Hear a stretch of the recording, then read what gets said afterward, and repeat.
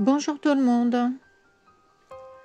Nous sommes aujourd'hui le jeudi 2 novembre 2023 et on vient de quitter la ville de Vic et comme vous le voyez et comme c'était prévu, il ne fait pas beau. Donc on va en profiter pour rouler. D'ailleurs, si vous voulez en savoir plus sur la ville de Vic et sur son aire de camping-car, allez voir la précédente vidéo où je vous en parle en détail.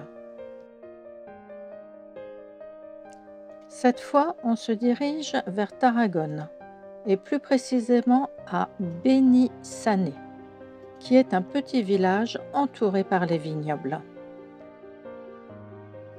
L'aire de camping-car se trouve en retrait du village. Suivez bien les panneaux ou votre GPS pour y arriver facilement.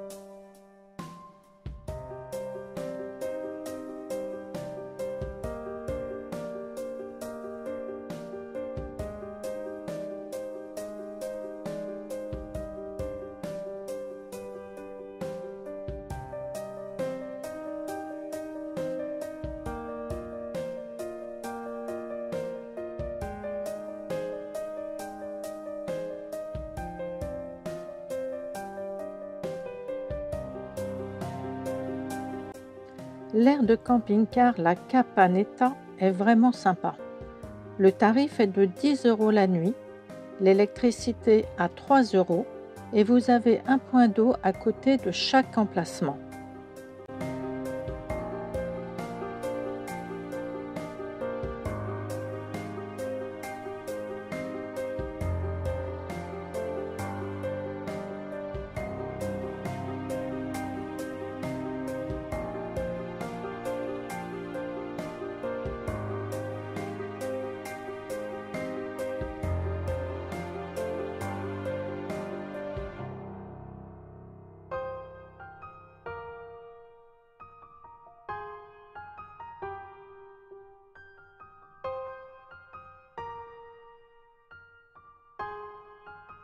Vous pouvez stationner ici comme nous, ou alors ici au milieu des oliviers.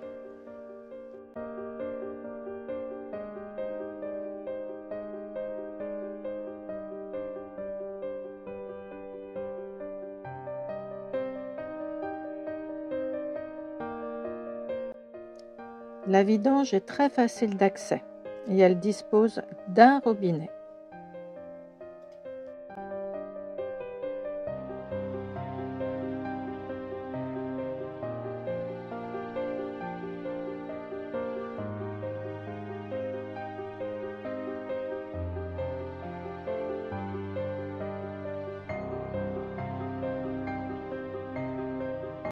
À disposition, un bloc sanitaire hommes et femmes, une machine à laver au tarif de 3 € et un bac pour la vaisselle.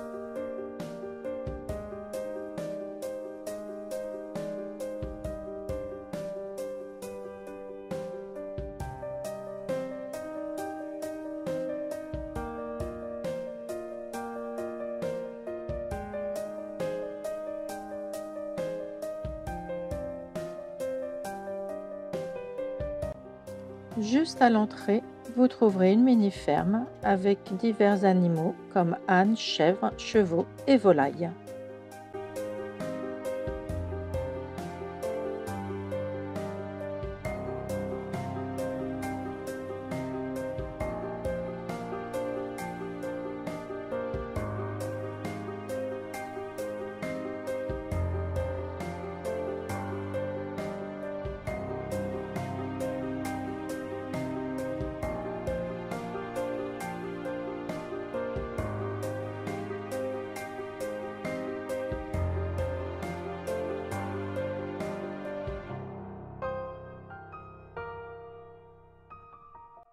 On part à présent découvrir ce petit village. Bon, no panique, c'est le début de l'après-midi, donc personne dans les rues.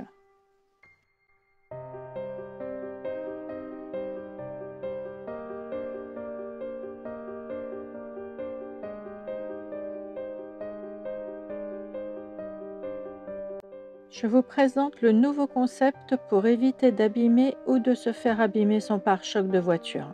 C'est sympa, non? On arrive sur une très jolie place. Ça m'intrigue car je vois juste à côté de ce beau monument un escalier qui descend sous terre.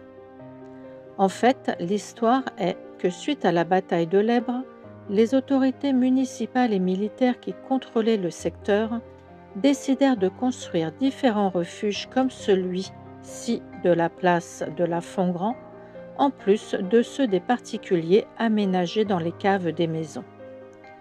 Celui-ci fut construit en août et octobre 1938.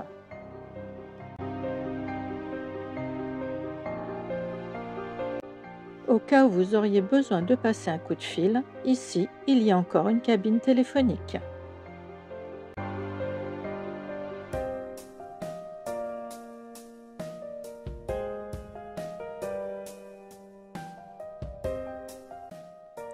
On continue vers l'église, qu'on ne verra pas de l'intérieur car elle est fermée.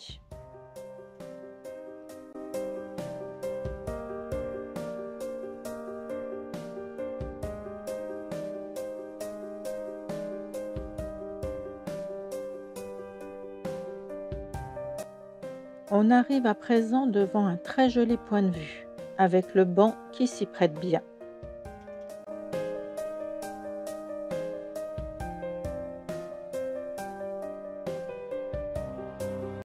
Là, il faut s'asseoir et admirer ces vignes à perte de vue.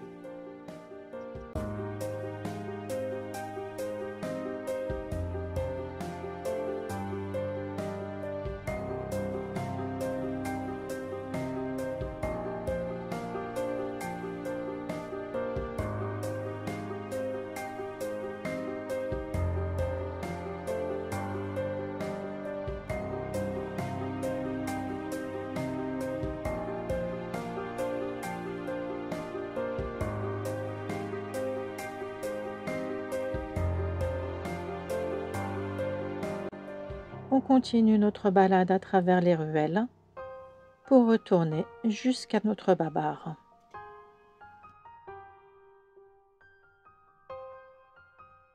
Le lendemain, direction le château de Miravet. On ira à pied. C'est une belle randonnée d'à peu près 14 km aller-retour. Mais vous pouvez également vous y rendre par la route si vous êtes motorisé.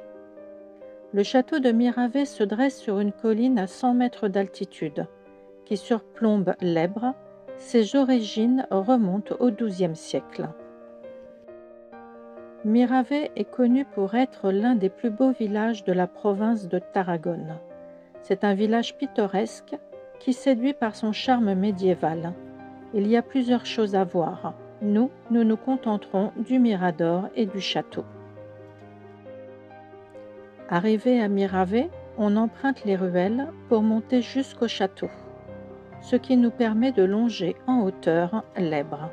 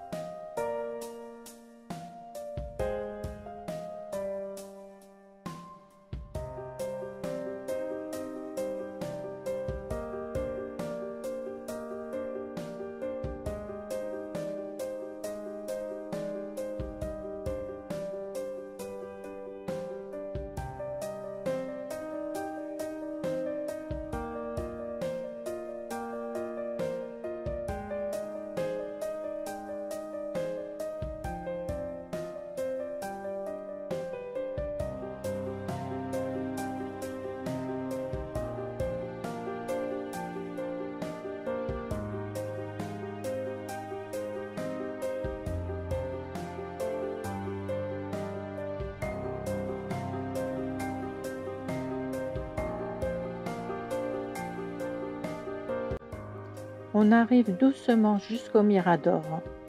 Son intérieur est très abîmé, mais vraiment magnifique.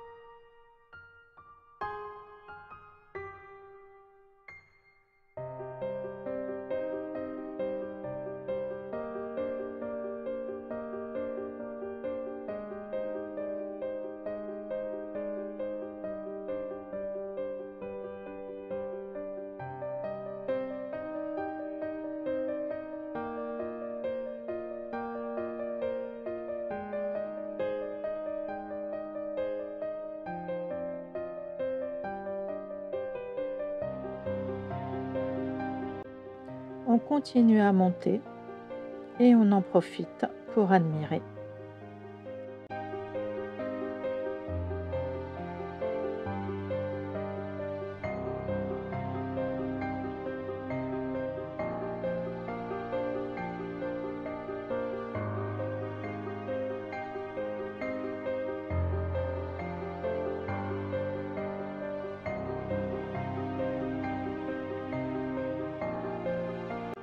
Voilà, on arrive enfin au château.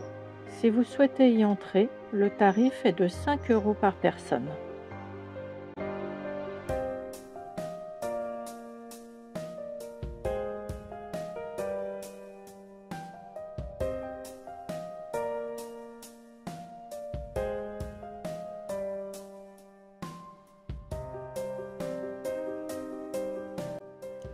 Nous sommes ici dans l'enceinte inférieure.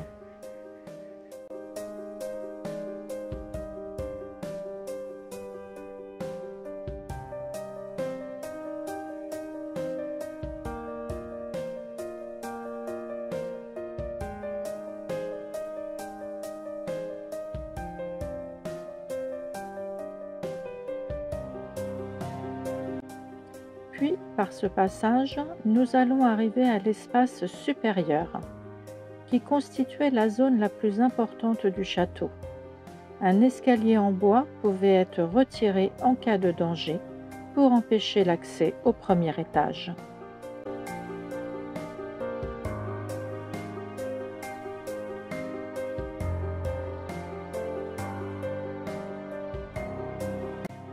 Les 3 creusets étaient employés pour garder les 3 éléments nécessaires à la fabrication de la poudre destinée à l'artillerie, soit le salpêtre, le soufre et le charbon.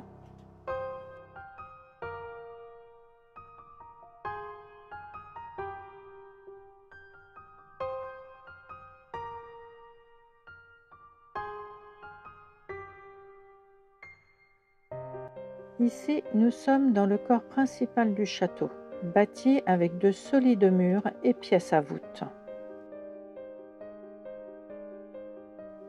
L'église, dédiée à Notre-Dame de Grâce, construite au début du XIIIe siècle.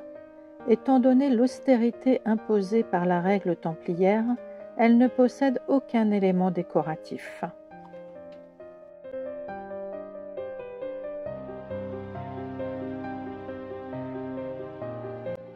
La rosace, une grande baie ronde de style roman, ne se voyait pas de l'extérieur afin de protéger l'église des attaques.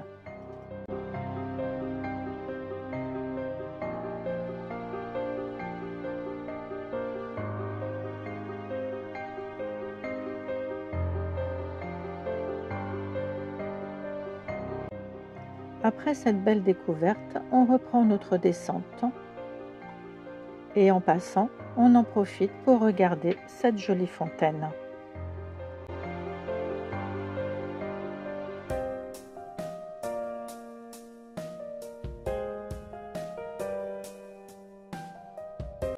Voilà, c'est sur ces images du château et du mirador de Miravet que cette vidéo se termine.